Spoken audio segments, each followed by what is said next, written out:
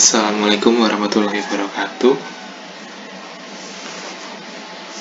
Perkenalkan, nama saya Wildan Farizal Rianto, NIM F02161106. Pada kesempatan kali ini, pada mata kuliah Strategi Pemasaran Global, saya akan mempresentasikan chapter 2 tentang The Global Economic Environment atau lingkungan ekonomi yang global. Langsung kita mulai saja. Ekonomi global mulai dirasakan dampaknya sejak terjadinya Perang Dunia II. Yang paling mendasar adalah latar belakang utama munculnya pasar global, menanggapi peluang baru, pesaing global terus mengungsi atau menyerap pesaing lokal. Bersamaan dengan itu, integrasi ekonomi dunia telah meningkat secara signifikan. Pertumbuhan ekonomi sendiri, sebagaimana diukur dengan PDB atau Produk Domestik Bruto, mencerminkan peningkatan produktivitas suatu negara. Dalam buku yang telah saya baca, untuk mencapai suatu kesuksesan, eksekutif dan pemasar harus memperhitungkan realitas baru seperti berikut. Yang pertama, yaitu pergerakan modal telah menggandengkan perdagangan sebagai kekuatan pendorong ekonomi dunia. Capital movement have replaced trade as the driving force of the world economy. Global capital movements far exceed the dollar volume of global trade. Currency trading represent the world's largest market. Dan jadi pada periode ini, perekonomian dunia sudah dikuasai oleh pergerakan modal dibandingkan dengan pergerakan perdagangan. Jadi, untuk seorang eksekutif global harus memperhatikan pergerakan modal yang terjadi di secara global. Kemudian yang kedua, produksi telah menjadi terpisahkan dari pekerjaan. Jadi, production has become uncoupled from employment. Relationship between productivity and employment. Jadi, di waktu akhir ini, eksekutif global harus memisahkan antara produksi dengan bagian pekerjaan, karena agar bisa terjadi terspesialisasi dan bisa memenuhi kebutuhan-kebutuhan pasar global. Kemudian yang ketiga, ekonomi dunia mendominasi pemandangan. Ekonomi masing-masing negara memainkan peran bawahan. The world economy dominates the scene. Individual country economy play a role subordinated role. Focus on world markets and their respective countries' competitive position in the world economy. Ya, jadi eksekutif global harus fokus pada pasar global dan negara tujuan mereka atau pasar mereka dengan membuat keunggulan kompetitif yang membuat persaingan menjadi tidak terlalu berat sehingga memiliki keunggulan kompetitif dari produk mereka sendiri sehingga dapat bertahan di pasar global. Kemudian yang keempat ada perjuangan antara kapitalisme dan sosialisme yang dimulai pada tahun 1911 setelah berakhir atau berakhirnya Perang Dingin. Dengan adanya berakhirnya Perang Dingin ini,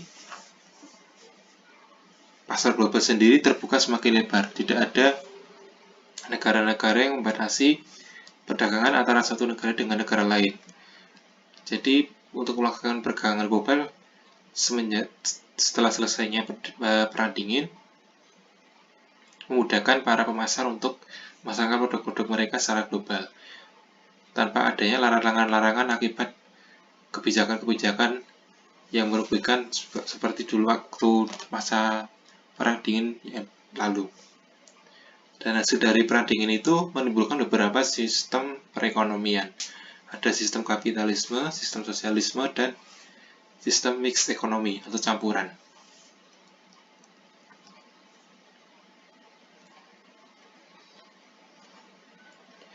Kemudian yang kelima atau yang terakhir yaitu terjadinya revolusi komputer pribadi, dan munculnya era internet, sehingga mengurangi pentingnya batas nasional.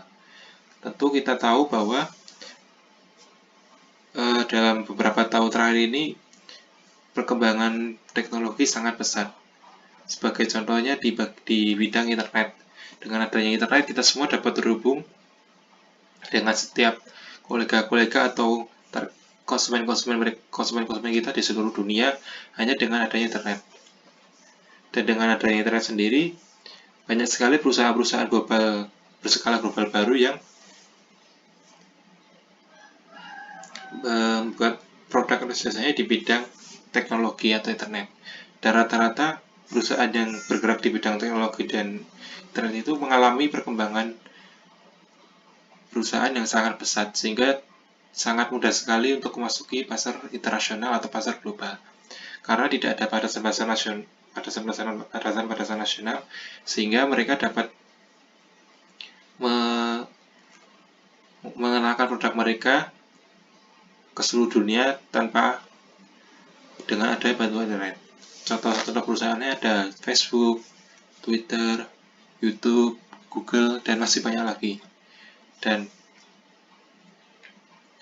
rata-rata perusahaan tersebut merupakan perusahaan yang sudah mencatat penghasilan bersih yang cukup tinggi dibandingkan perusahaan-perusahaan startup di bidang selain teknologi. Sehingga pertumbuhan dari e-commerce sendiri sangat pesat di era global ini. Diminish the importance of national barriers and force companies to re-evaluate their business model. Dan dengan adanya e-commerce sendiri, tentu perusahaan-perusahaan harus mengikuti perkembangan teknologi, sehingga mereka harus mengevaluasi lagi bisnis model mereka dan menyesuaikan dengan perkembangan bisnis global yang ada sekarang ini. Dan sekarang banyak sekali perusahaan-perusahaan yang mulai mengembangkan di bidang teknologi yang awalnya tidak menggunakan internet, sekarang menggunakan internet karena memang pentingnya teknologi ini sangat berpengaruh dalam melakukan pasaran global.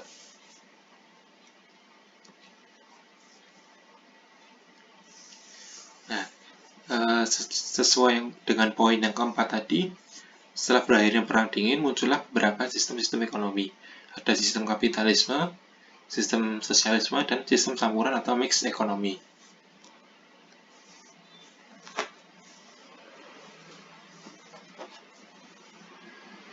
Secara tradisional, seorang ekonomis mengidentifikasi 4 tipe utama sistem ekonomi. Di antaranya sistem ekonomi kapitalis. Yang pertama ada sistem ekonomi kapitalisme pasar. Kapitalisme pasar sendiri adalah sistem ekonomi di mana antara individual dengan lembaga memiliki sumber daya alokasi dan sumber daya produksi yang dimiliki secara pribadi. Sehingga masing-masing sumber daya, baik sumber daya alokasi sumber daya maupun produksi sumber daya dimiliki oleh perseorangan. Secara sederhana, konsumen memutuskan barang apa yang mereka inginkan, kemudian perusahaan menentukan barang apa dan berapa jumlah barang yang akan mereka produksi. Lalu, peran dari negara sendiri di sistem kapitalisme pasar adalah mempromosikan persaingan antar perusahaan dan untuk memastikan perlindungan konsumen. Sistem ini banyak digunakan di Amerika Utara dan Uni Eropa.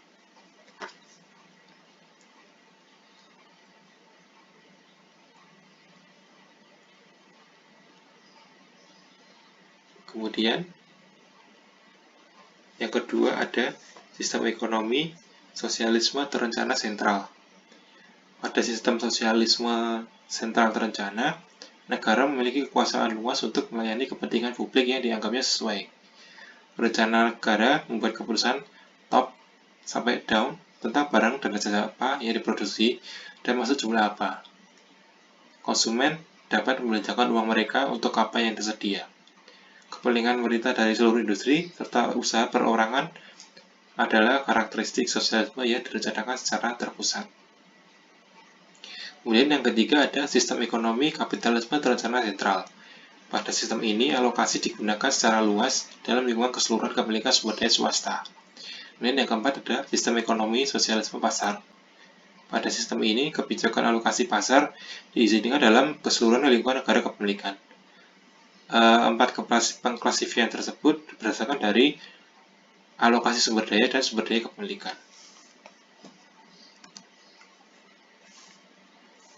Nah, tentu perkembangan global ini tidak luput dari adanya globalisasi. Globalisasi sendiri adalah proses integrasi internasional yang terjadi karena pertukaran pandangan dunia, produk, pemikiran, dan aspek-aspek kebudayaan lainnya. Proses globalisasi sendiri mempengaruhi dan dipengaruhi oleh bisnis, tata kerja, ekonomi, sumber daya sosial, dan budaya alam, sehingga globalisasi akan terus berkembang mengikuti perkembangan zaman. Dan dengan adanya globalisasi, tentu sistem perekonomian global akan terdorong dengan besar karena adanya globalisasi ini. Nah, sesuai dengan yang saya jelaskan tadi, jadi sistem ekonomi sistem dibagi menjadi 4, seperti yang bisa kita lihat dalam gambar ini. Yang pertama ada resource allocation dan resource ownership. Jadi berdasarkan kepemilikan sumber daya dan alokasi sumber daya. Di resource allocation ada market and command. Kemudian di resource ownership ada kepemilikan private dan kepemilikan state atau negara. Nah, cara bacanya adalah jadi untuk market capitalism itu resource allocation-nya adalah market. Jadi alokasi sumber daya mereka adalah pasar. Kemudian kepemilikan sumber daya mereka adalah pribadi. Kemudian central planned capitalism, alokasi resource-nya adalah secara komando, tapi kepemilikan sumber daya pribadi. Sedangkan resource market socialism, resource allocation-nya adalah market, kemudian kepemilikannya adalah kepemilikan negara. Sedangkan centrally planned socialism, alokasi resource-nya dikomandoi langsung dan kepemilikannya oleh negara. Sehingga perbedaan mendasar adalah di kapitalisme itu kepemilikannya adalah kepemilikan pribadi, sedangkan sosialisme adalah kepemilikan dimiliki oleh bersama-sama atau negara. Kemudian untuk secara allocation-nya yang ada central plan itu dikomandoi oleh satu pihak atau oleh negara karena secara sentral dan direncanakan secara terstruktur. Nah, kemudian market capitalism, consumer decide what good they desire and firms determine when and how much to produce. The role of the state in the market capitalism is to promote competition among firms and to ensure customer protection. Jadi, sesuai yang saya jelaskan tadi, di sistem kapitalisme pasar, konsumen itu sendiri memutuskan apa yang mereka inginkan dan produsen sendiri memutuskan apa yang mereka ingin produksi dan berapa yang ingin mereka produksi. Dan peran negara sendiri yaitu mempromosikan kompetisi antara produsen yang satu dengan yang lain untuk memastikan perlindungan konsumen. Kemudian centrally planned socialism, state planners make top-down decisions about what goods and services are produced and what in quantities consumer can spend their money on what is available. Jadi, negara membuat keputusan dari atas sampai bawah tentang barang dan layanan apa saja yang harus diproduksi dan berapa jumlahnya atau kuantitasnya. Sehingga semuanya diatur oleh state atau negara. Kemudian, konsumen hanya bisa menghabiskan uangnya dengan adanya barang yang tersedia. Sehingga tidak dapat berbeda dengan kapitalisme yang bisa merequest atau mengusulkan barang yang mereka ingat, tapi di sosialisme tidak bisa karena harus hanya barang yang ada saja. Nah, kemudian yang jenis ketiga yaitu mixed economy atau campuran dari kedua sistem tersebut. Karakteristik sendiri dari sistem ekonomi mix yaitu yang pertama, pemerintah pusat dapat safeguard atau memproteksi konsumen dan pasar. Kemudian pemerintah mempunyai peran besar di bidang militer, perdagangan internasional, dan transportasi. Lalu mix ekonomi sendiri ada dua, yaitu market economy and command economy. Di market economy sendiri, kepemilikan market properti milik pribadi, private, supply, X demand sama dengan price, kemudian driven by self interest. Sedangkan di command economy, Federal government can safeguard people and markets, and government may own some key industries. Government can manage social welfare programs. Jadi bedanya kalau di market economy itu kepemilikan secara individu, jadi tidak semuanya diatur oleh negara, sedangkan komen diatur dan dikomandoi oleh satu negara. Nah, ini adalah indeks dari economic freedom. Gambar hijau berarti economic freedom-nya adalah free. Mereka memiliki kebebasan dalam berekonomi. Kemudian hijau muda mostly free, kemudian kuning muda moderately free, kemudian orange mostly unfree, merah repressed, dan yang tidak bergaris-garis atau putih itu tidak terranking. Dan di situ bisa kita lihat berapa indikator mulai dari repressed sampai free dan sebagainya. Dan ada juga negara-negara yang ditandai tersebut. Di Indonesia sendiri berarti dengan ditandai dengan warna orange berarti indeks economic freedom Indonesia masuk dalam kategori mostly and free. Jadi belum sebagian besar belum terlalu bebas. Nah, kemudian dari Stakes of Market Development, Bank Dunia adalah mengembangkan sistem klasifikasi 4 kategori yang menggunakan per kapita pendapatan nasional bruto atau GNI sebagai basis. Yang pertama ada low income countries, yaitu mempunyai GNI per kapita sebesar 1045 atau kurang. Kemudian ada lower middle income countries dengan GNI per kapita 755 sampai 2299. Kemudian diperbarui menjadi 1046 dolar sampai 4125. Kemudian ada upper middle income countries dengan GNI per kapita antara 4126 sampai dengan 12.745. Dan yang terakhir ada high income countries dengan pendapatan di atas 12.746 atau lebih tinggi. Nah, dalam periode akhir ini kita tentu mendengar istilah BRICS atau BRICS, yaitu singkatan dari Brasil, Rusia, India, China, and South Africa. Lalu kenapa mereka bisa menggebalkan pemasaran global?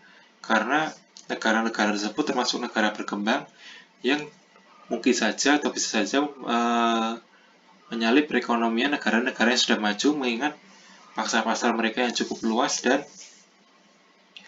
peluang pasar mereka yang masih cukup terbuka lebar, sehingga bukan tidak mungkin di antara kelima negara ini akan menjadi negara-negara yang dapat menguasai pasar dunia. Dan contoh nyatanya mungkin sekarang sudah terasa, yaitu Cina, produk Rusia sendiri sudah banyak sekali menguasai pasar-pasar global di seluruh dunia. Begitu juga dengan negara-negara BRICS yang lainnya. Nah, menjelaskan yang tadi yaitu dibagi menjadi 4 kategori. Yang pertama ada low income countries atau negara dengan pendapatan kategori rendah dengan pendapatan GNP per kapita 785 atau kurang. Karakteristiknya sendiri, yang pertama itu limited industrialization atau industrialisasi yang terbatas, kemudian sebagian besar populasi bekerja di bidang pertanian, kemudian angka kelahiran yang tinggi, tingkat melek huruf yang rendah, kemudian ada ketergantungan yang besar pada bantuan asing, dan kondisi politik yang tidak stabil dan masih banyak terjadi kerusuhan-kerusuhan politik. Dan populasi dari low income country sendiri dari seluruh dunia ada 13% populasi dunia yang masuk dalam kategori ini. Dan negara-negara yang masuk ke dalam low income countries mayoritas negara-negara yang terkonsentrasi di daerah Afrika Selatan. Kemudian ada lower middle income countries dengan GNP per kapita antara 786 sampai 3.125 dolar. Sometimes called less developed countries. Karakteristiknya adalah early stage of industrialization, cheap labor markets, factories, supply items such as clothing, tires, building material, and packaged food. Pasar konsumen di negara yang masuk kategori ini berkembang dengan cukup cepat. Negara-negara berkembang dalam kategori berpenghasilan menengah ke bawah memiliki keunggulan kompetitif utama dalam industri ringan yang matang, standar, dan padat karya akan sektor-sektor seperti alas kaki, tekstil, dan mainan dengan biaya tenaga kerja yang cukup murah. Kemudian ada upper middle income countries dengan GNP per kapita antara 3.196 sampai 9.655. Karakternya adalah perkembangan industrialisasi yang cukup cepat, kemudian kenaikan upah, kemudian tingkat melek huruf yang tinggi atau literasi yang tinggi, dan pendidikan yang sudah cukup maju. Kemudian yang keempat ada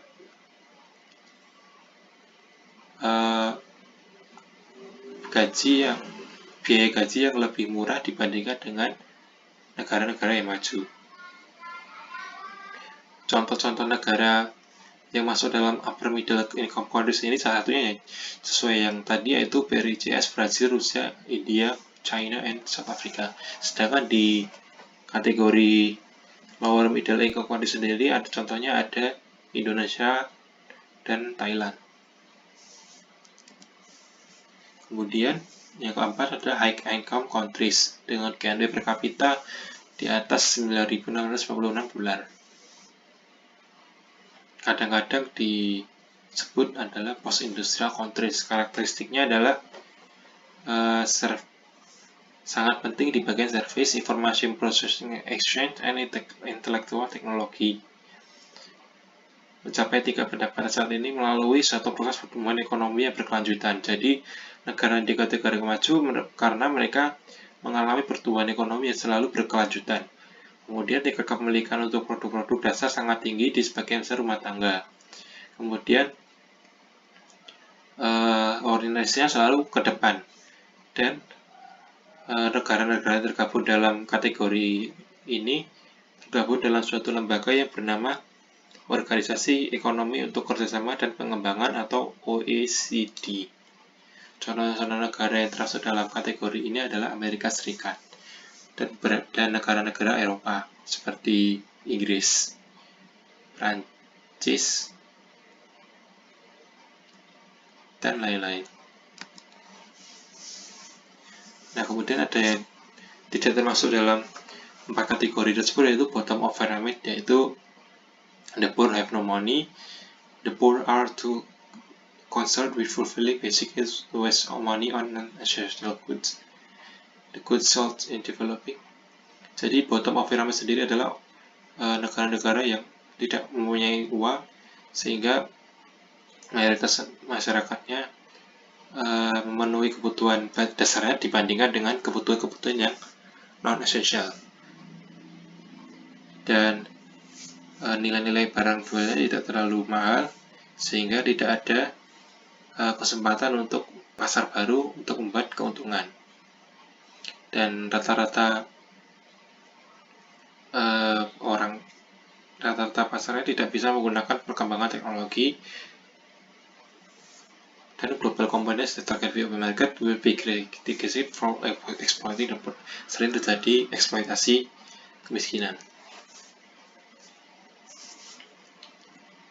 Nah, salah satu kunci penting dalam mengembangkan pemasaran global adalah membuat dan mengirimkan produk sehingga akan mendapatkan income dan needs yang diharapkan oleh konsumen. Sehingga pada era global ini tentu create and delivery products merupakan aspek yang sangat penting dan bisa jadi menjadi keunggulan kompetitif dari perusahaan yang kita miliki atau perusahaan yang dimiliki. To identify people need and want to focus on individual and organizational effort to respond to these needs and want. Karena dalam era sekarang ini banyak sekali konsumen-konsumen yang membutuhkan barang yang apa yang mereka inginkan, dan perusahaan-perusahaan selalu menyediakan barang-barang yang diinginkan oleh konsumen tersebut, sehingga harus menyesuaikan dengan kebutuhan konsumen sekarang.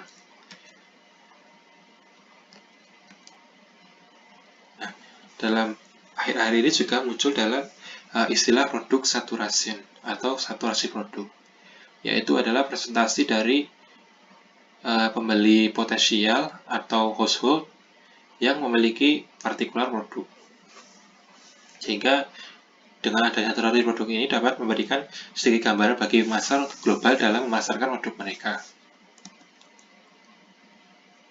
Yang kemudian ada balance of payments atau transaksi pembayaran.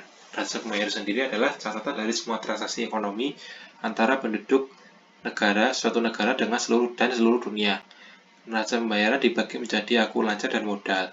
Akun sendiri adalah ukuran luas yang mencakup perdagangan barang dagangan dan perdagangan jasa, plus kategori tertentu dari transfer keuangan seperti bantuan kemanusiaan. Sedangkan akun modal sendiri adalah catatan dari semua investasi langsung, jangka panjang, investasi portofolio, dan aliran modal jangka pendek dan jangka panjang lainnya.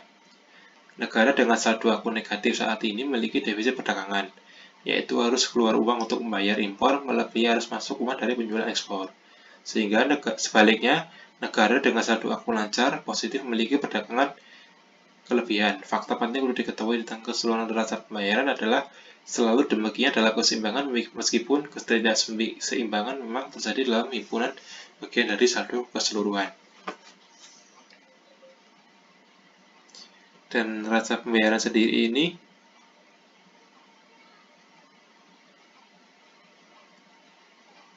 record all economic transactions with the resident of a country and the rest of the world. Defisit itu berarti negatif, surplus itu berarti positif.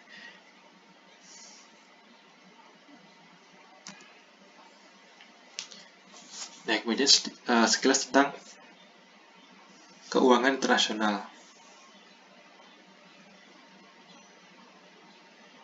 Yaitu tentu kita tidak asing dengan istilah valuta asing, yaitu valuta asing memungkinkan perusahaan di satu negara melakukan bisnis di negara lain dengan mata uang negara yang berbeda. Namun valuta asing adalah aset pemasaran global yang melibatkan risiko keuangan, keputusan, dan aktivitas tertentu yang sepenuhnya berbeda dari yang menghadapi pasar domestik.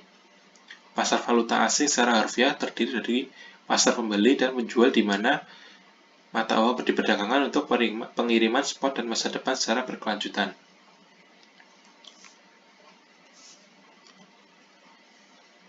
Kemudian ada foreign exchange market dynamics, yaitu supply and demand interaction. Countries sell more goods or services than it buys. There is greater demand for the currency, and the currency will appreciate in value. Kemudian selanjutnya adalah economic exposure. Paparan ekonomi mencerminkan dampak fluktuasi mata uang pada kinerja keuangan perusahaan. Exposure ekonomi dapat terjadi ketika transaksi bisnis perusahaan menghasilkan penjualan atau pembelian dalam mata uang asing. Ketika ekonomi suatu negara kuat, atau ketika permintaan barangnya tinggi, maka mata uangnya cenderung menghargai nilainya. Ketika nilai mata uang berfluktuasi, perusahaan global menghadapi berbagai jenis paparan ekonomi. Perusahaan dapat mengelola exposure nilai tukar dengan lindung nilai. Ada dua kategori economic exposure, yaitu yang pertama adalah transaksi exposure yang datang dari penjualan atau pembelian, kemudian yang kedua ada real operating exposure yang terjadi karena adanya fluktuasi. Kemudian numerous techniques and strategies have been developed to reduce exchange rate. Jadi kita harus memanage exchange rate exposure. Selama bertahun-tahun, pencarian cara mengelola arus kas untuk menghilangkan atau mengurangi risiko nilai tukar telah menghasilkan pengembangan berbagai teknik dan keuangan strategi. Misalnya, mungkin diinginkan untuk menjual produk dalam mata uang negara asal perusahaan. Paparan nilai tukar lindung ini melibatkan penetapan posisi mata uang yang saling mengimbangi bahwa kerugian atau keuntungan dari suatu posisi mata uang diimbangi dengan keuntungan atau kerugian sesuai dengan di beberapa mata uang lainnya. Praktik ini umum di antara perusahaan global yang menjual produk dan melihara operasi di berbagai negara.